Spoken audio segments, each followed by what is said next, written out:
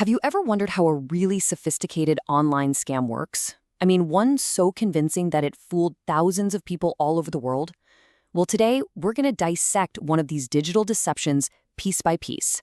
This isn't just a story about fraud, it's a fascinating look at how our own psychology, our own trust, can be weaponized against us. This quote from one of the victims just hits the nail on the head. This whole thing worked so well because it didn't feel like a scam. There weren't any obvious red flags or, clumsy mistakes. The website looked professional, the emails were well written. Every single detail was carefully crafted to create this powerful illusion of being the real deal. And the scale here is just staggering. We're not talking about a small-time operation. This thing snared thousands of people. The financial damage was huge, of course, but the emotional ripple effects are almost impossible to measure. That number, all by itself, tells you just how masterfully this whole deception was put together. So the big question is, how on earth did they pull it off? Well, it all started with phase 1, building the perfect lie. This is where they laid the groundwork, constructing this incredibly believable facade, piece by meticulous piece.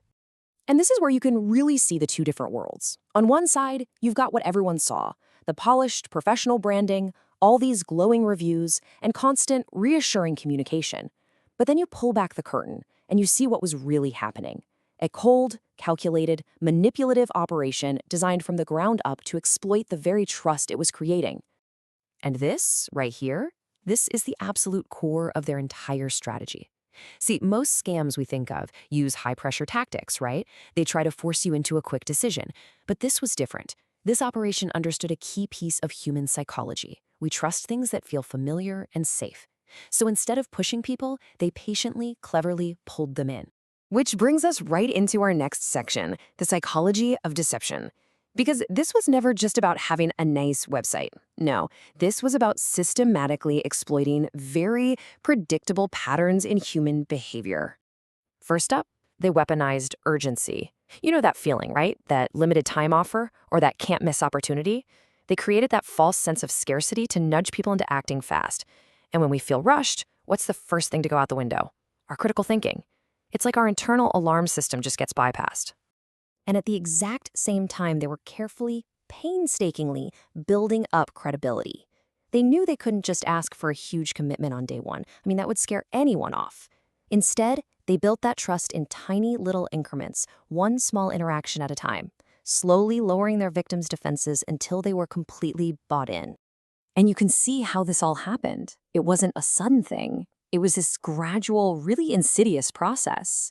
It would start with something small, a low-risk interaction, just to kind of test the waters. Once the person felt comfortable, they'd ask for a slightly bigger commitment. And before you know it, people were deeply entangled, not just financially, but emotionally too. It makes it almost impossible to see the trap you're actually in. But here's the thing.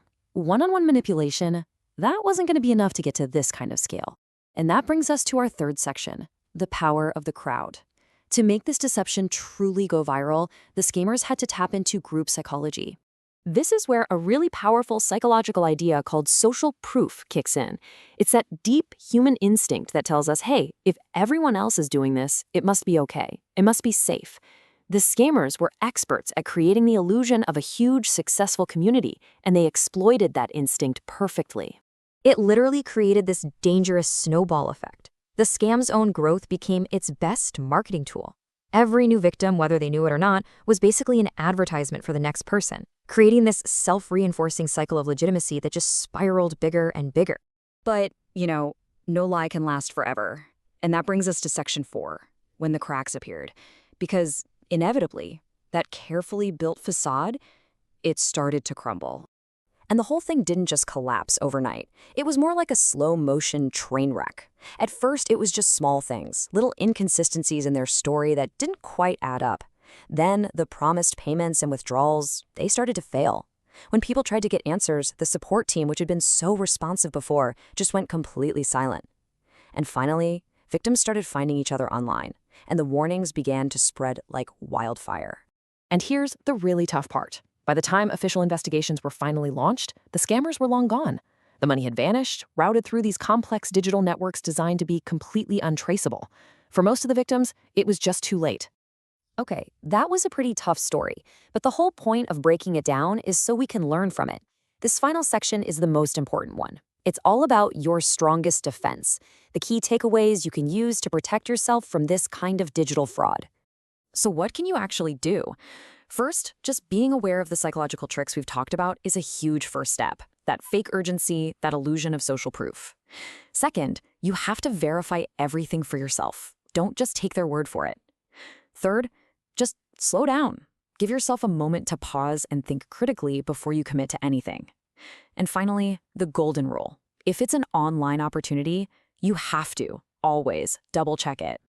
So we'll leave you with this. After hearing all this, the next time that perfect, too good to be true opportunity lands in your inbox or pops up in your social media feed, what's your first move going to be? Thinking about that now is your absolute best defense.